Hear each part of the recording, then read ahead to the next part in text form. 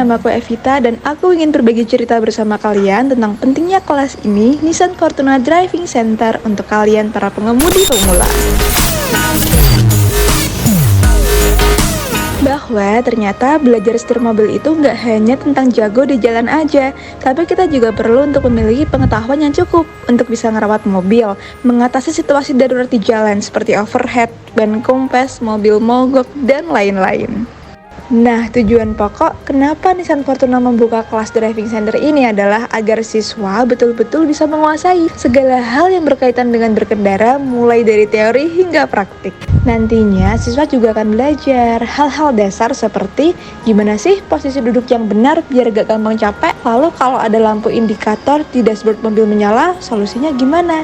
Siswa juga akan belajar perawatan mobil secara mandiri, misal isi air radiator, ganti aki, ganti oli, dan masih banyak lagi. Jadi, dengan kita dibantu untuk lebih berpengetahuan dan berkesadaran, otomatis kita sebagai pengemudi jadi jauh lebih percaya diri dong untuk bisa nyetir sendiri di jalan. Penumpang kita pun juga pasti akan ngerasa nyaman, aman, tenang, kita juga lebih irit bahan bakar, dan mobil kita pun juga berumur lebih panjang. Jadi gimana? Menurut kamu, kelas seperti ini penting nggak untuk diberikan? Kelas seperti ini diberikan khusus untuk setiap siswa yang belajar nyetir di Nissan Fortuna, dengan harapan pembekalan yang diberikan bisa berdampak besar untuk keselamatan dan kenyamanan pengemudi di jangka panjang. Jadi, selamat belajar!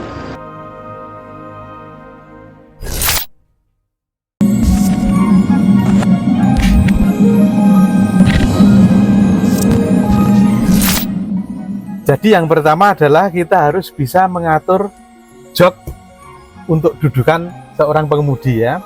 Jok ini bisa maju mundur supaya kita mendapatkan kenyamanan saat kita berkendara ya. Kita kaki dengan gas, rem dan kopling itu nyaman. Nah, caranya bagaimana? Caranya nanti begini.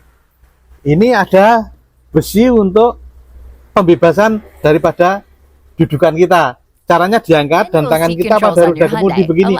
Nah, gini. Ini bisa bebas, bisa diatur maju mundur. Yang pertama, ya.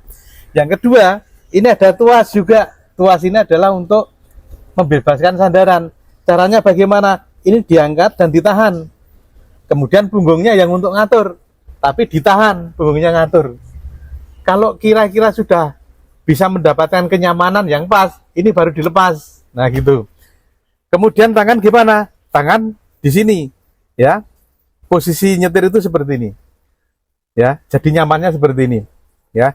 Tujuannya seperti ini apa? Nanti supaya kita untuk meraih saklar-saklar ini dekat, membentuk jam 9 atau jam 3 seperti ini ya.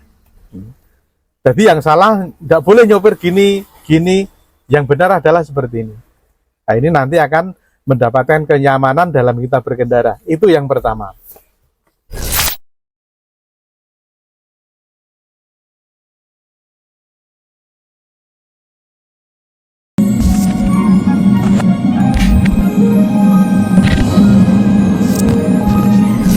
Ya, berikutnya adalah tentang saklar kombinasi ya. Saklar kombinasi yang letaknya pada bawah roda kemudi ya. Jadi yang sebelah kanan ini adalah saklar lampu. Lampu di sini macamnya banyak ya. Yang pertama, misalkan lampu rating ya. Lampu rating kanan kiri ya.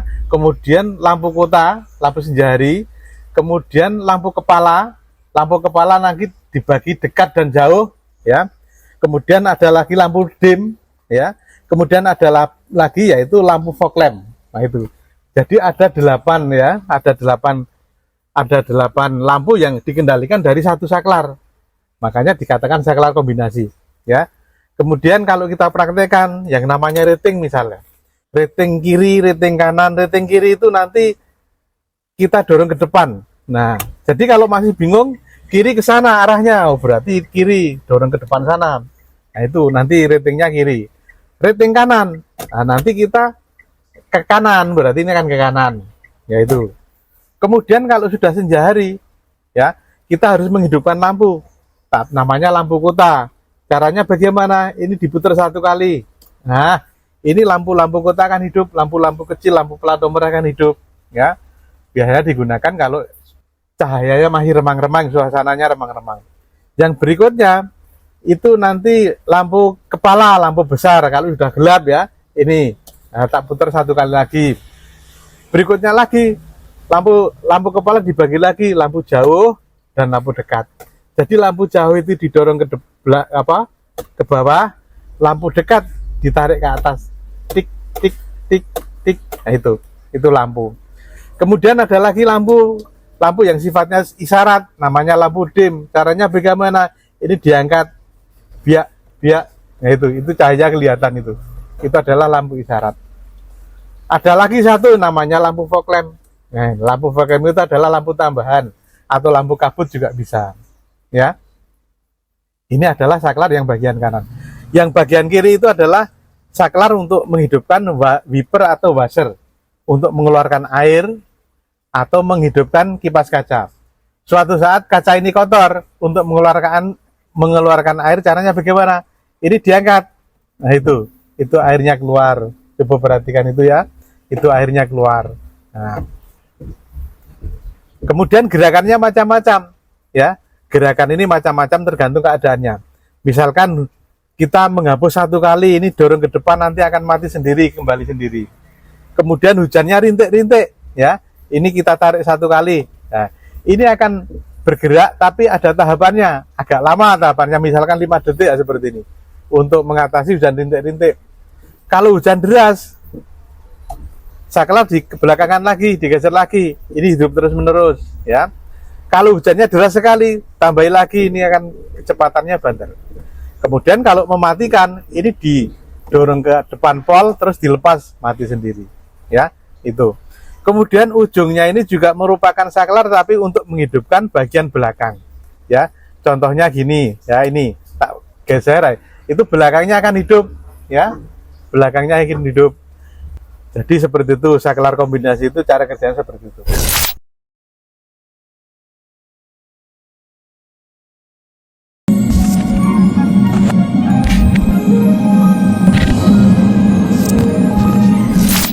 Saya mau tanya, itu ada simbol-simbol di papan kemudi itu artinya apa aja ya, Pak? Ya, baik ya. Jadi simbol-simbol pada papan kemudi atau pada dashboard itu adalah tanda-tanda peringatan ya. Jadi peringatan itu ada yang warna kuning, ada yang warna merah ya. Kalau warna kuning artinya adalah tanda kita harus hati-hati ya. Kemudian kalau warna merah itu adalah simbol berbahaya. Ya. Jadi kalau nanti mesin hidup, semua simbol itu harus mati. Itu berarti mesin ini dalam keadaan aman untuk dijalankan. Ya. Nah, sekarang simbolnya apa di sini? Ya, di sini simbolnya diantaranya adalah tentang ada gambar aki ya. Ini gambar aki. Artinya untuk mengontrol apa pengisian aki pada mobil ini baik atau tidak. Ya. Kemudian ada lagi nanti simbol yang namanya temperatur. Nah, itu ada simbol temperatur ya. Itu adalah untuk mengetahui apakah suhu mesin ini baik atau tidak. Ya, kemudian ada simbol oli, tumpahan oli itu ya, ini kan oli. Itu adalah untuk mengetahui apakah mobil ini oli bersirkulasi dengan baik atau tidak. Ya, kemudian yang lain lagi, misalkan ada gambar P dan ada simbol rem, itu adalah untuk mengetahui apakah oli rem dan handremnya itu masih berfungsi atau tidak. Ya, jadi kalau misalkan mesin hidup kok ada simbol yang hidup, nah, kita harus waspada. Ya. Karena kalau kita tidak tahu pengetahuan ini akan berbahaya. Berbahaya apa? Ya, nanti pertama berbahayanya akan terjadi mobil itu mogok. Yang kedua akan terjadi mobil itu rusak. Yang ketiga akan terjadi mobil itu bisa terjadi kecelakaan. Nah itu berbahaya semua. Makanya kita harus paham. Jadi sebelum mengendari harus paham ini simbol-simbol ini. Jadi simbolnya macamnya banyak ya. Misalkan pintu belum ditutup, ini juga mempunyai simbol seperti ini ya. Kemudian sabuk pengaman belum dipakai, ya ada simbol seperti ini ya. Ya itu saya contohkan ya. Jadi kalau misalkan mobil ini tak starter, tak hidupkan ya, dan mesin hidup, semua simbol harus mati. Nah itu semuanya mati ya. Kemudian handrem mati, pintu nanti tak tutup, mati. Sabuk pengaman ini nanti kalau tak pakai, itu simbolnya akan mati juga. Ya, nah itu. Tinggal pintu karena masih dibuka. Ya. artinya mobil ini aman untuk dijalankan, ya. Nah, itu. Jadi untuk keterangan lebih lanjut ya nanti di dalam diklat itu nanti diterangkan secara detail, ya. Wah, jadi ini untuk ngirit tebak itu ya seperti ini ya, untuk menerangkan tentang simbol-simbol itu.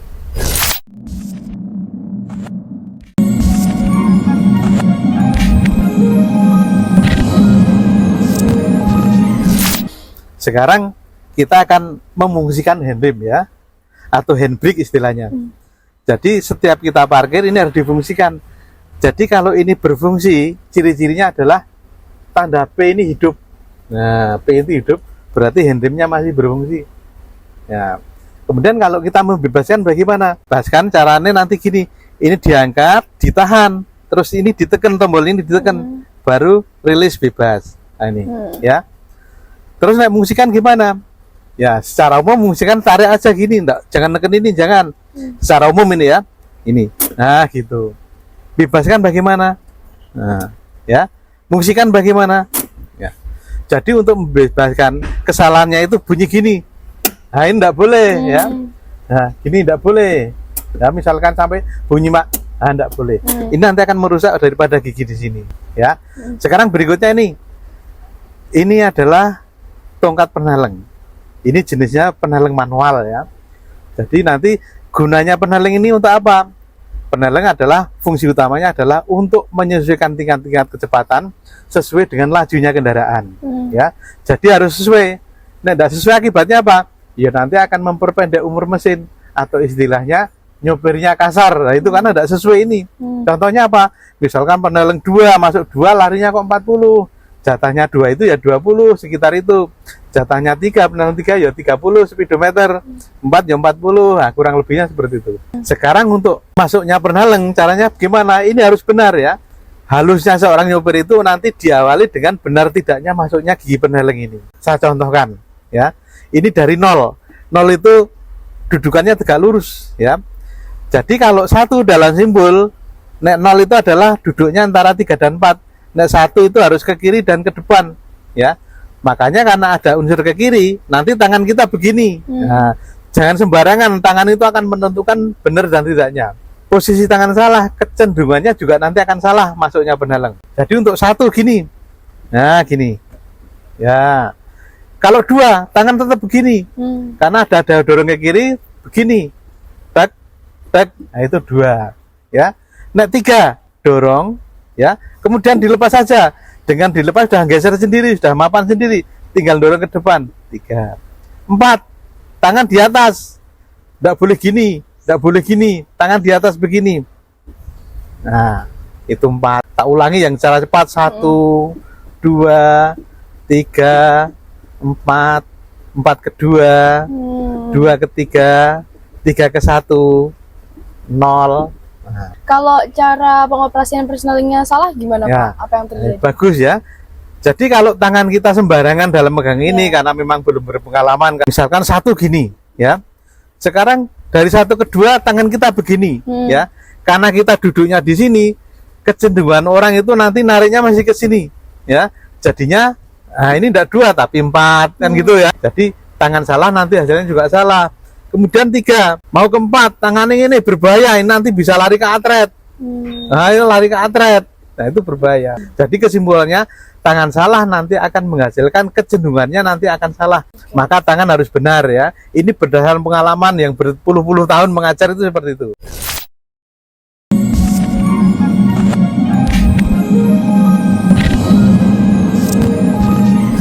Sekarang kalau kita mau menjalankan mobil, kita mesti berhubungan dengan pedal gas, pedal rem, dan pedal kopling. Nanti di dalam lepas pedal kopling itu harus benar. Jadi itu ada tatanya juga, tidak kita asal lepas. Nanti kalau asal lepas itu nanti hasilnya biasanya akan kasar, tapi ada tata caranya. Saya contohkan. Jadi kakinya itu begini. Artinya tidak boleh gini, tidak boleh gini. Untuk pemula biasanya kan belum tahu, jadi asal-asalan. Yang paling benar adalah begini. Ya, nekannya begini, nah, begini, ya, gitu ya. Sekarang kalau lepasnya bagaimana? Lepasnya adalah begini, mekar. Jadi tumitnya itu tetap bersandar di lantai, mekar sambil mundur begini, nah, gini, nah, gitu. Artinya yang salah bagaimana? Yang salah nekannya begini, tapi untuk lepasnya jinjit gini. Nah, ini salah, tidak boleh. Nanti akan menghasilkan nyetir yang kasar seperti itu. Jadi yang benar saya contohkan begini. Nekennya begini, kemudian kalau lepas begini, mekar sambil mundur. Jadi tumitnya tetap nempel di lantai, ya. Kemudian untuk mobil manual itu mempunyai 3 pedal ya. Pedal gas di sini ya, pedal rem di sini, pedal kopling di sini. Caranya gimana? Jadi ini membentuk semacam huruf V begini ya. Nah gini, ini gini, pindah gini ya. Misalkan saya contohnya untuk jalan. Nah, misalkan mau jalan, mekar dikit-dikit ya. Nah, ini artinya ini tetap tetap di lantai ya tumitnya. Sekarang kalau salah bagaimana? Salah itu lepas koplingnya jinjit, akan kecenderungannya menghasilkan kasar. Contohnya gini, gitu ya. Jadi gerakannya tidak halus, bahkan mesin sampai mati. Ya, ini contohnya yang kasar seperti itu. Sekarang untuk mobil matic ya, mobil matic itu adalah yang berfungsi cuma kaki kanan, kaki kiri harus nganggur. Jadi cuma gas dan rem. Tidak boleh kaki kiri untuk ngerem misalnya, tidak boleh ya, karena rem itu adalah nanti tugasnya kaki kanan, gas tetap kaki kanan, rem juga kaki kanan, kaki kiri nganggur, terserah nanti nganggurnya seperti apa terserah. Nah sekarang untuk penelennya, penelang matic itu nanti di sini kita harus mengenal simbol-simbol ini ya. Ada P, ada R, ada N, D2, D3, D1 misalkan ya. Jadi nanti untuk simbol itu nanti lain mobil juga akan lain ya, tapi fungsinya sama ya, fungsinya akan sama ya. Jadi kalau kita mau memungsikan ya, jadi dari posisi dari P kita mau menggeser, setiap melewati R itu syaratnya harus ngerem ya, dan menekan tombol ini. Tombol ini bisa letaknya di sini, bisa letaknya di depan ya. Nah sekarang syaratnya harus ngerem, tekan tombol ya, posisi R, tek, nah itu R. Nanti kalau R remnya dilepas, mesin hidup, nanti hasilnya akan mundur. Nah ini akan mundur, nah, itu ya. Kemudian keluar dari R kita mau ke N, itu tidak usah tekan tombol, tidak apa-apa. Nah ini N. Kemudian kalau kita mau jalan yang sifatnya wajar datar itu nanti begini, D. Nah, ini nanti menghasilkan jalan tapi yang datar-datar. Kalau nanti menghadapi tanjakan, ya kita oper ke belakangnya lagi, 3, tanjakan yang sedang. Tanjakannya yang tinggi nanti ke belakangnya lagi, yang terakhir 2. Nah itu nanti akan menghasilkan putaran mesin yang kuat gitu. Nah kemudian nanti kalau kita mengembalikan ini mau ke N, ya kita tidak usah tekan tombol, tidak apa-apa. Jadi tombol ini utamanya untuk memulai, ini syaratnya kalau kita menuju ke R itu baru tekan tombol ya. Kalau tidak tekan tombol akan bisa, ini tidak bisa. Tekan tombol ini baru bisa. Nah ini R. Nah, R dan ke P juga tekan tombol ya. Nah itu. Kemudian ini untuk parkir ya. Parkir itu misalkan begini, kita perjalanan dari D ya, kita mau menggantikan mobil ini. Jadi syaratnya bagaimana? Syaratnya nanti harus ke N dulu. Nah, N dulu ya. Terus kalau sudah N, handrem ditarik. Ya. Kalau sudah ditarik, baru kita lanjutkan ke P dengan tekan tombol ini. Baru mesin dimatikan. Nah, begitu. Itu ya, parkir yang benar seperti itu. Kemudian kalau kita mau jalan, ya. Ini misalkan mau jalan. Ini juga tidak kalah penting. Jadi kalau mau jalan itu jangan membebaskan handrem dulu, tapi harus kita tekan tombol untuk menuju ke mana yang kita inginkan. Misalkan menuju ke R atau menuju ke D.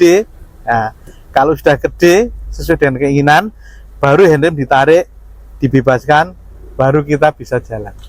Yang salah apa? Yang salah adalah membebaskan handrem dulu, baru ini. Itu adalah salah. Yang benar adalah jadi penelang kita geser ke D dulu ya, baru handremnya dibebaskan untuk jalan. Itu yang benar. Nah, kemudian kalau kita parkir, N dulu, handrem ditarik dulu, kemudian baru ini ke posisi P, dah selesai ya, baru mesin kita matikan. Dah selesai.